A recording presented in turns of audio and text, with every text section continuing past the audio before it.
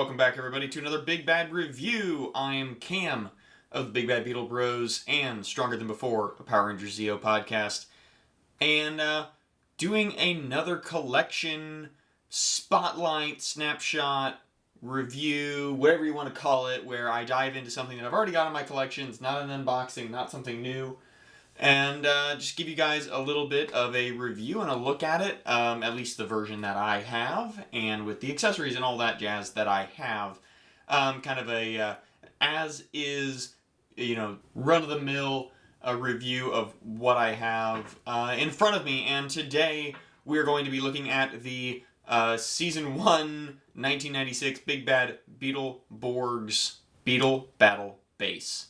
So a little bit of background. First, this is obviously also the Beetle base from Juku B Fighter, the Japanese Metal Heroes counterpart, where the fight footage and a handful of the mech footage and villain footage and stuff was pulled from for Beetleborgs. Same way that Saban pulled from Power Rangers. You guys probably all know the routine by now, the Saban method. It's, rinse, repeat for basically all of their shows.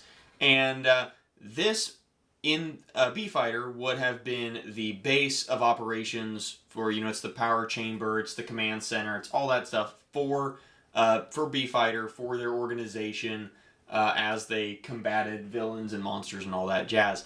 Whereas in the States, with Beetleborgs, Hillhurst was kind of the base of operations for the Beetleborgs, and obviously Flabber and the Hillhurst monsters. The battle bases, both in Season 1 and 2, were really just the kind of the garage or the hangar for the Beetle AVs in Season 1, the Beetle attack vehicles, and the Beetle BVs in Season 2, the battle vehicles. For whatever reason, they changed the abbreviation between the two seasons, but this is from Season 1. It is a Japanese import. This was released in Japan during Juku B Fighter. There are versions of this floating around on eBay and Yahoo Japan and Facebook Marketplace on occasion, depending on what groups you're in. Metal Heroes trading groups, things like that. And they pop up. Both versions are pretty common to pop up. In my experience, the American version shows up really, really frequently. There's probably one new one listed every few weeks. In varying states of decay and yellowing plastic and missing stickers and all that good stuff, as we're used to with American collectibles. But without further ado, I'm going to give a little bit of a spin around. Okay, so Beetle Battle Base. This is a pretty substantial kind of playset sized toy. It is, I managed to snag my version. This is the American version. It was released for Beetleborgs. They actually changed the sticker on the front to say Beetleborgs in the same kind of font and design that the Beetle Fighter logo. Because in the show, in the footage on the show, you can see the Beetle Fighter logo really plainly on the Beetle Battle Base, and I think in Season 2 as well you can see it. And maybe on some of their, maybe on some of the vehicles or Gargantus or something, I think that logo also shows up.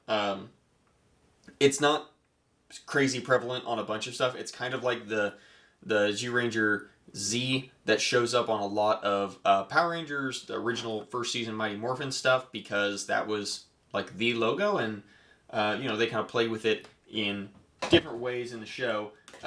Grab my handy dandy tape measure real quick. So this guy sits at just about 10.5 inches tall, roughly, 8 inches wide if you don't count the little 1.5-inch handle that sticks out there, and about 7 inches deep. So a pretty good sized playset, for all intents and purposes. Not as big as the Hillhurst playset that was released. I don't own a version of the Hillhurst playset. I probably won't be getting a Hillhurst playset. It's kind of like the Masters of the Universe playsets, where it is really just like a clamshell, one-sided clamshell of Hillhurst that has like an upstairs and a downstairs, and the monsters come with it. And it's not a bad playset. I'm really honestly constantly surprised that they released it and created it for the show. I think that just goes to show how much more popular the Hillhurst monsters and that side of the show was compared to the actual like Bee-Fighter side of it, because these guys pop up loose, broken, new in the box constantly. I don't think I've ever seen one listed over $50 that wasn't new in the box. I got mine for $10, and then I got the Beetle AVs for an additional like $10 or $15 with shipping fairly recently. I've had the base for a couple years now, and I've had it sitting aside thinking I'd use it for various projects, and I just never have. So, give you a little bit of a spin around. Does have a big I don't know what you would even call it, a stand. It's kind of a kickstand almost, a foot peg sticking out of the side here. That's one of those things that, like, if this were made with a little bit of a higher fidelity, a little bit of a higher budget, you could imagine that would be something that would flip out and fold out. There is this little like gap here at the back. I'm not 100% sure if that's meant to be there, or if mine is missing something, or if there was something in the Japanese version that they did not continue into the American version, because I have a feeling it might be that. That was fairly common. The stickers, I do believe that mine has all of the stickers that it would have had, and they're in pretty good condition. I do plan on cleaning this up a little bit more, because like I said, it's been sitting basically in storage the whole time that I've had it, and I've really not done much with it. The front sticker, really good color, has those primary colors have really stuck around. There are a couple of these yellow stickers on the side. I'm fairly confident are either not applied correctly or are just super unnecessary. And there's a few spots where they just have a gray sticker there's no detail to it. It's just a gray sticker, and I can't tell if that's original or was changed or something. There's one up here that's just a white, off-white gray sticker. Doesn't have any panel lines like this blue and white here, or the gray and black kind of vent looking designs on the sides. So I'm really not sure if that's intentional or not really sure. Has a really nice kind of stand or base. This does technically come off, although there's not like a gimmick to it coming off. It just has a peg that it sits in. You can see mine's got some like rust glue goo that has bled off of different parts of this base over the years. Yeah, so that just clamps on there. Again, I don't know if there was a gimmick or something that went along with that aspect of it in the Japanese version. Not 100% sure. I've seen some people do reviews, and it didn't look like I was missing a gimmick, but always hard to tell with these things because they are, a little bit older. There's not a lot of reviews of this up. There's one that was put out just recently this year on YouTube that they did a really good job. They also had the Japanese only release of the Season 2 Beetle Base. Metallics over here and Bee-Fighter Kabuto over there. So the one gimmick, the one play aspect is that it houses the Beetle AVs. So we're going to go ahead and start off by revealing the blue Stinger vehicle, and pardon me for forgetting the names to basically all of these. I will put them right down here on the screen as they pop up because I'm going to be too lazy to look them up right now. So, kind of the most actionable, I guess, of all of the play features for this is there's a little dial here on the side, just looks like a volume knob, and if you tilt that up, the blue AV will roll down, and it's kind of it's a fun little, it's kind of like one of those cheaper, smaller Hot Wheels tracks or kits that would come with handful of cars and they'd roll around on that. Not motorized or anything, no electronics in this. But the AVs that this set came with are smaller than the deluxe AVs. I know I've had to explain to a couple people on the Instagram post when we shared this recently. Yeah, these guys are a little bit smaller. The cabs don't open. The one action feature on this guy is that the little beetle horn goes up and down.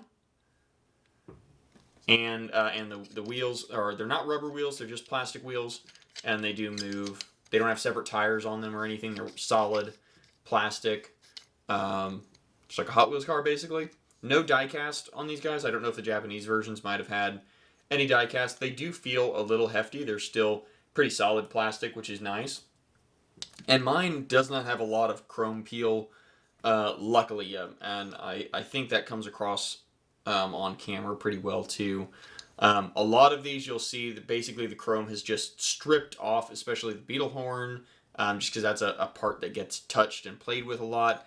And like on the top here, you have a lot of that chrome just peel off and show that. Usually there's a white, kind of semi-translucent white plastic underneath here, especially on the horn, on these little nubs here. These also tend to be broken off sometimes. So yeah, that is the one, the big play feature for blue. So we're gonna pop this back open, turn this guy around a little bit so you can see.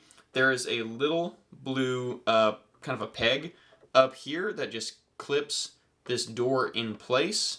And you can see the green decal on the side here to highlight that this is where the green Hunter AV is located. And this guy clips in. There's actually some little pegs on the side of the base here that clip into the sides of the treads on the green AV. So then you would pull this guy out.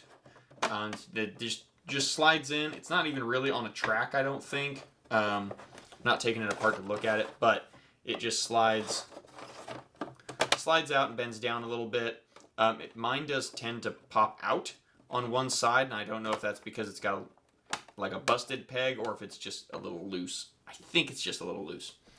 So you're gonna twist this guy around. Woo. Little tight joint on there.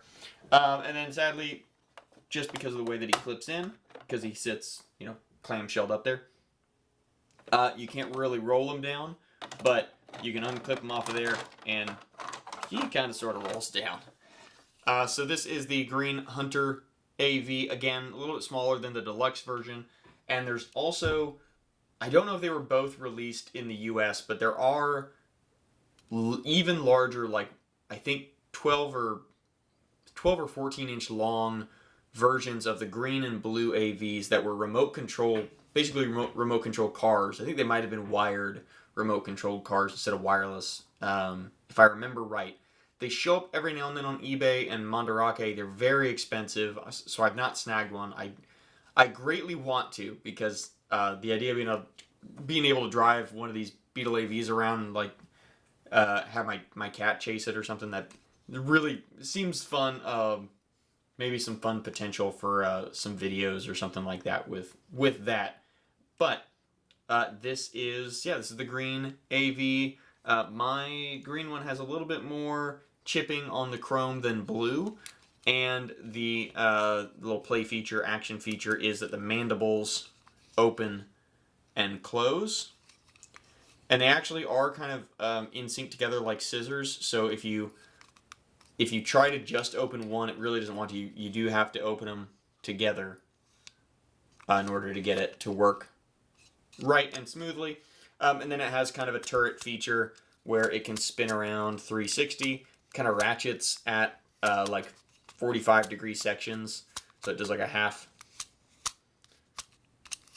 turn every time. Again, mine's in pretty good condition. They do have little rollers. It's not working treads. I don't know if the deluxe version has working treads or not. I'm not 100% sure on that. I do know that one feature the deluxe version has for both of these, I think, is that the green AV has blue's magnet claw that attaches onto the horn in the back. and then I think blue has some additional weapon that attaches onto green's also in the back. So let's go ahead, move this back up. This just clicks in. Nice. I've never had this like pop out while I'm moving it. It is a nice like sturdy enough clip that just pops up in there. So we've got blue, we've got green, and okay, for red I raised you guys up a little bit just to get a better perspective, a little bit of a better view to be able to see this. So we've got this kind of a dome hanger thing up on the top, and there are two little pegs here on the back side. And this actually, like, so the round bit goes over, it kind of clamps over. I keep saying clamshell. It clamps over. So you're just going to open this up. That opens like that. And, oh, I put a sticker in here. I didn't mean to do that. Here's an example of the Bee Fighter logo that they replaced on the front. That was designed by printed and sent to me by Toku Scans. So I've had that sitting around. Yeah, so this is the red Beetle AV. This is Joe's or Reddle's, depending on which show you're watching. Again, a little bit smaller than the deluxe size. The only action feature on this is that the turbines can be moved 360.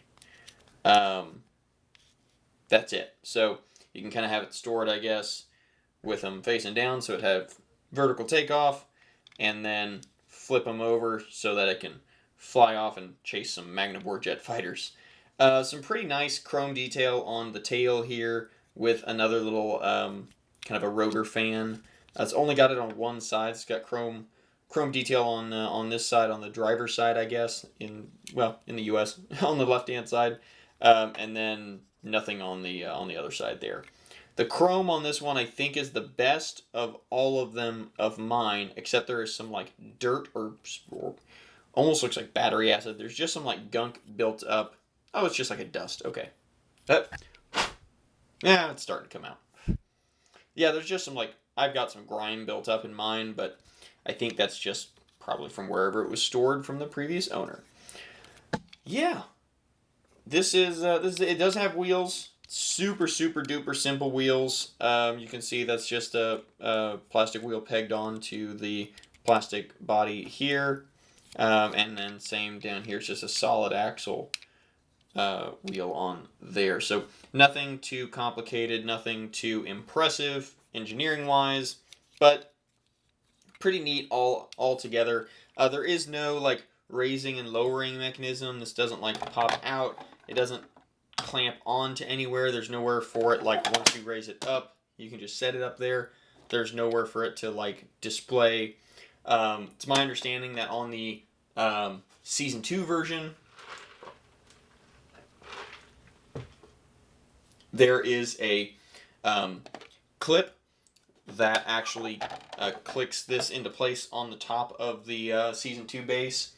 And they have a really cool feature where, because this is how it works in Bee Fighter Kabuto and Beetleborgs Metallics, the purple BV has like magnets that clip onto the gold and silver, and it can lift up and fly away in that way.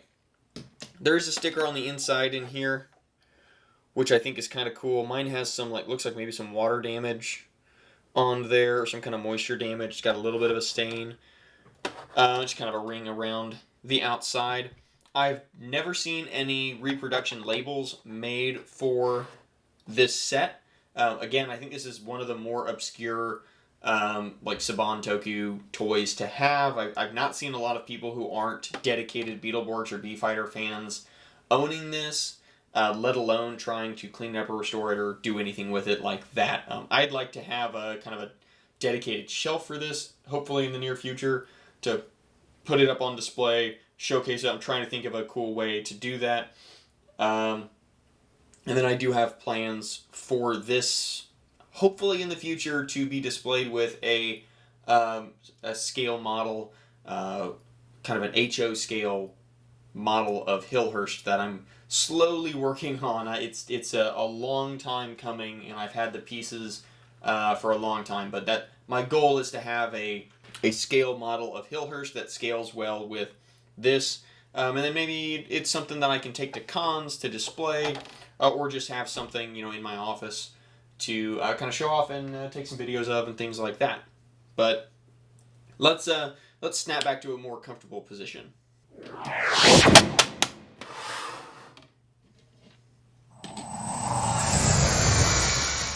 Okay, so here we are with the Beetle Battle Base and the 3 Beetle AVs stationed outside of it.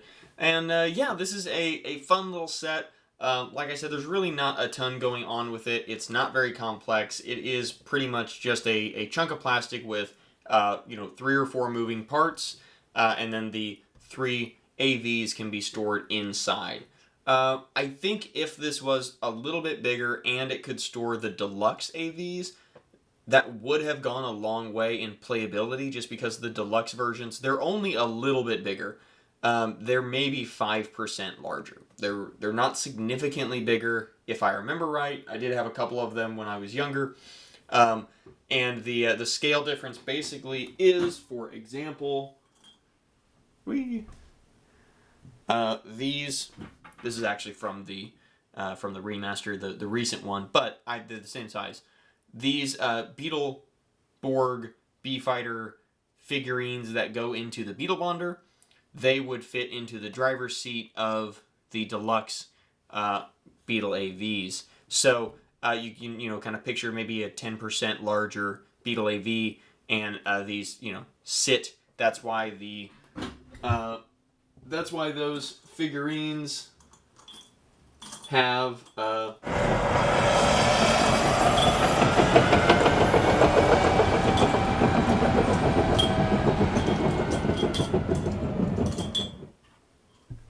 sorry about that. Okay, I grabbed one of the original ones. So the whole reason that these guys are more like action figures with the Beetle Bonders, the original ones, is because they would sit down in the Beetle AVs, the deluxe Beetle AVs. And I do believe that the deluxe AVs came with another, if you got the Green Hunter AV, it would come with another little Green Hunter Borg figurine. I don't think the only way to get these was with the Beetle Bonder. Don't quote me on that, but I think that's supposed to be how it worked. So, yeah, so they were a little bit bigger, as you can tell, maybe 10% larger, not drastically. I think there's a chance the deluxes you might be able to cram blue and red into here and make them fit. Green, probably not, just because it's got those clips on the side. But this would not need to be significantly larger. But it is already kind of a big playset, so I do understand why they went with the scale they went with. It would not scale with the Hillhurst playset, obviously, because that scales with the 5-inch figures that came in the Flabber and the Hillhurst Monster playset. They also were available with the Hillhurst House playset. But yeah, this is a pretty fun set. There's nothing else that can be collected or purchased that will go with this, other than the other Beetle base from Season 2, from B-Fighter Kabuto, which I am keeping my eye out for an affordable version of. If you guys are watching this and you see one pop up on eBay or Mandarake or wherever you find Toku Toys, and it's under $100 or under $150 even, and you think of it, shoot me a link or throw a link in the comments here. I would genuinely be interested in picking one up, being able to do a video of it from kind of my point of view and my perspective with my my relationship with the franchise, I guess, or the series. So yeah, I don't really have anything else to add on to talking about this set. Like I said, I've had the Battle Base for probably 2 years now. I got it towards the end of the first season and the beginning of our coverage of metallics in the podcast, and my original plan was to build a custom PC into this and use it as a case. And it's significantly smaller than I anticipated. So when I got it for $10, and I was like, yeah, I'll gut it and I'll build a PC into it.